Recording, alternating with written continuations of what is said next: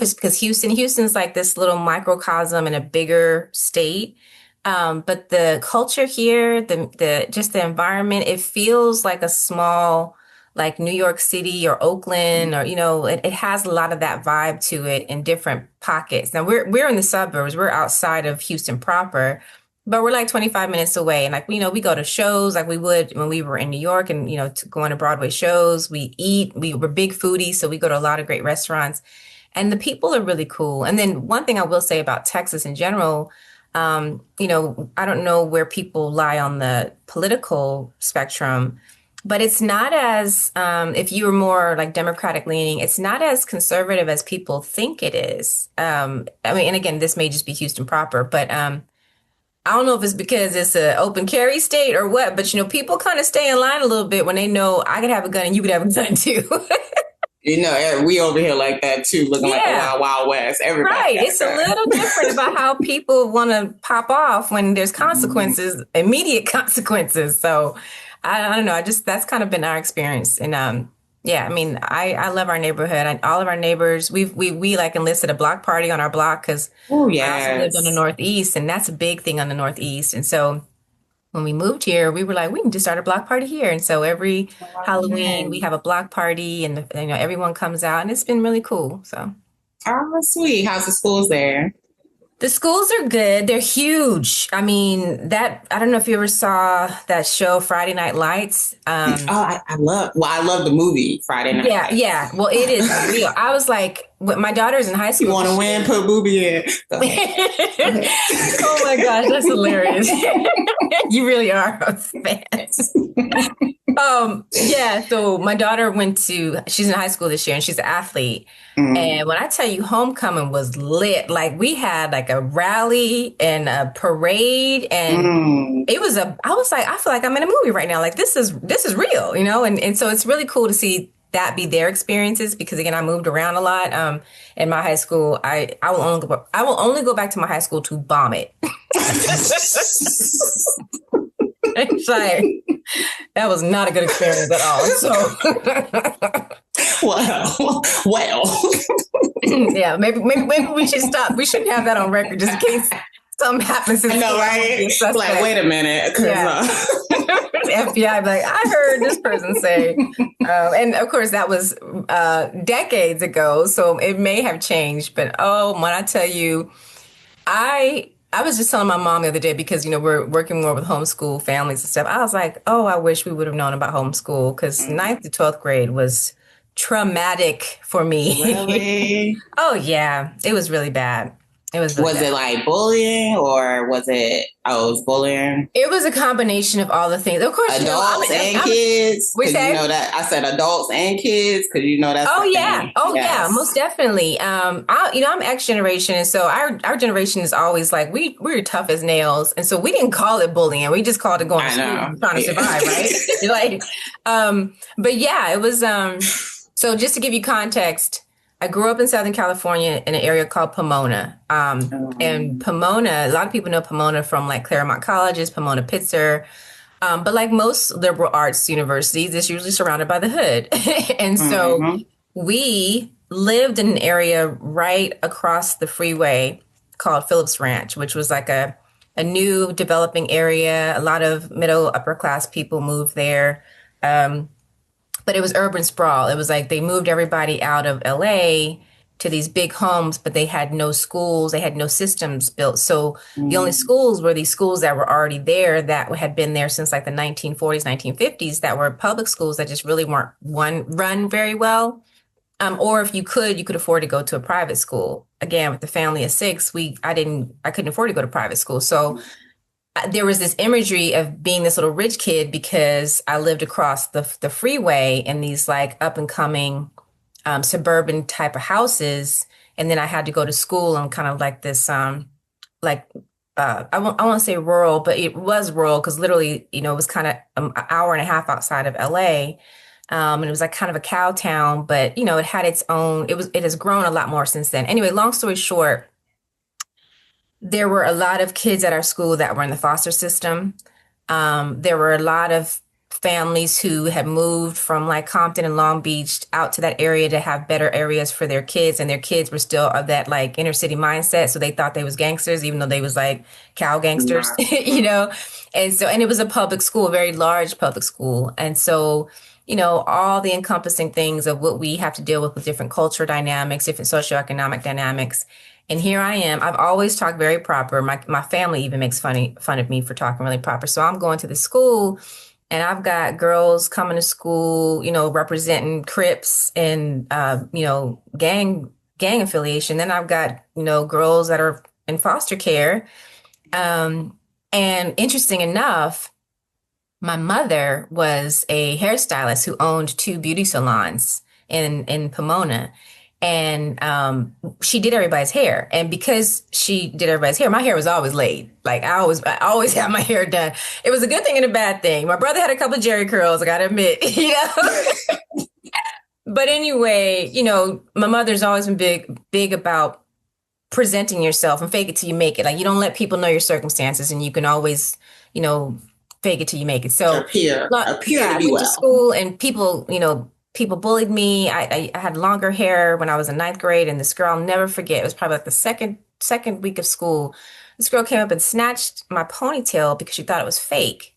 Oh wow. And I was like, what the heck is going on? And she was like, oh, I thought your hair was fake. And I'm looking at her like, well, what if it was? Well, I'm about to say yes, girl. Why do you want to fight? Like, Yeah, yeah, why are we here? right. And it was like, so I got in a fight every year. Oh man. Yeah, I learned how to fight, so they didn't beat me, but you know, I got into a fight. I got into a lot of fights. I tried to stay active. Like I did sports. I tried to do anything and everything I could do to stay active because I couldn't go anywhere else, right? Which kind of saved me in a sense because I was an athlete, and then I tried to do like student council and other things just to, you know, help me out. And at the same time, there was a lot going on with my home environment.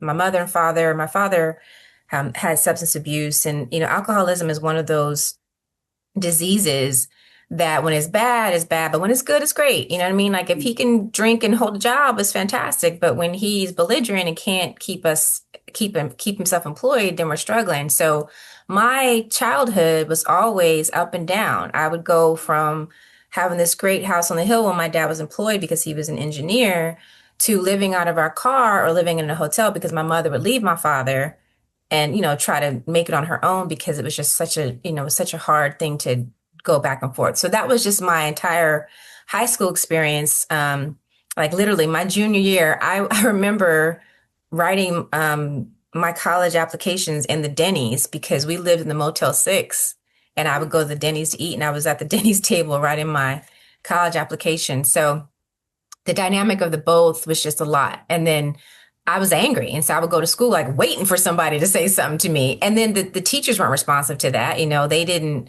have the time because it was so many kids to really invest in like children unless you were like the A student, you know, and I wasn't because I was back and forth to school all the time.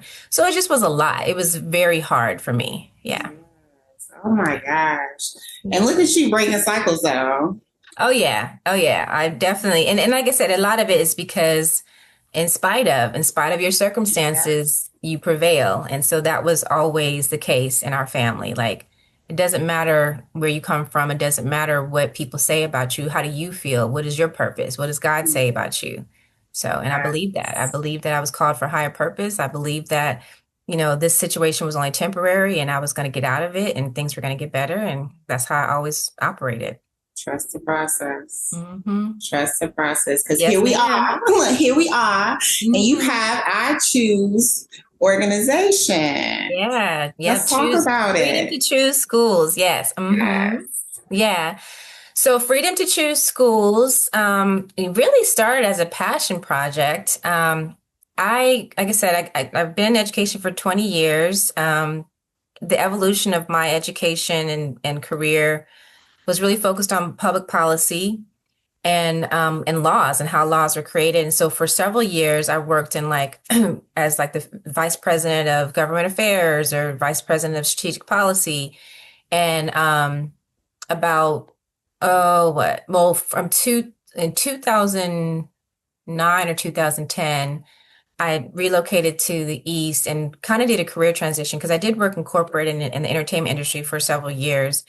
But I Mm, wanted to work in an area where I had more of an impact. And so I moved to the East and I learned about charter schools at that time.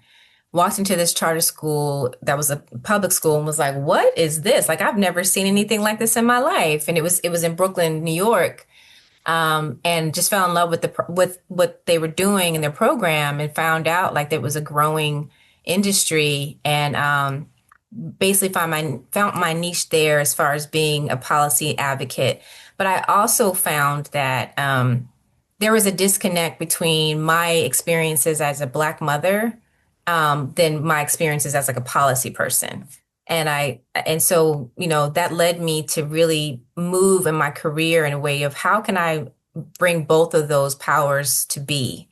And so in 2019, I was working for a charter school association and really didn't like the work because I felt like the association was very transactional about how it treated parents.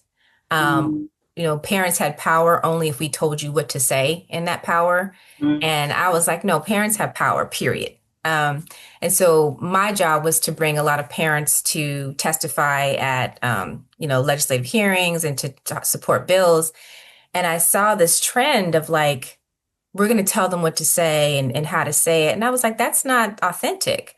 And so I was really searching for the authenticity of our stories and the power that we can bring when we have the confidence to tell our stories the way we want to tell them. And also the truth about our stories. And so I started working with this man who's very well known in education, especially in the charter space. His name is Dr. Howard Fuller, and I had known him for several years. And he was on this mission to really defend charter schools at the time because the 2020 presidential candidates, Democratic candidates, were challenging, some of them were challenging the idea of charter schools because they were heavily supported by teachers' unions and they wanted to put a moratorium on charter schools. Some very well-known, popular candidates that we were like, oh, that's cool, but if you never experienced this, you don't know what it's like. So um, and being that there's so many charter schools that we work with that are also owned and operated by Black and Brown people, it's a different experience. And so it was important to, again, tell the authentic story of people who are actually doing well in this charter school space and often not heard. So then hence became Freedom Coalition for Charter Schools, which was this organization that started with 200 people, 200 Black and Brown charter school leaders who just wanted to be advocates for choice, in charter choice. Last year, 2025, after meeting wonderful people like, actually, no, 2023, we met you and we met Janelle Wood and other people who were like, hey, we're doing great work, but we're not a charter school. But we are, people of color, finding opportunities, finding ways to get out of the system that we really don't feel like was set up for our children's success.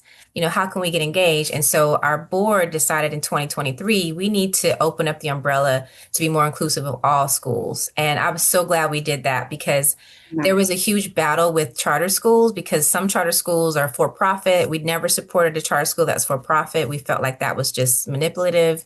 Other charter schools were very isolating and didn't really serve the purpose that we felt. And so it was like, how could we combine this front and center Black and Brown school leaders and really dive into choice from our lens, from our perspective? And so we decided to change our name to Freedom to Choose Schools. And here we are. yes, yes. Freedom to choose. Free, Freedom to first, choose. freedom, freedom. Freedom. We had to keep Why is freedom that there. such an issue? Why is it such an issue? I did not know that school choice would be something political until it was brought to Yeah. my attention that it was something political.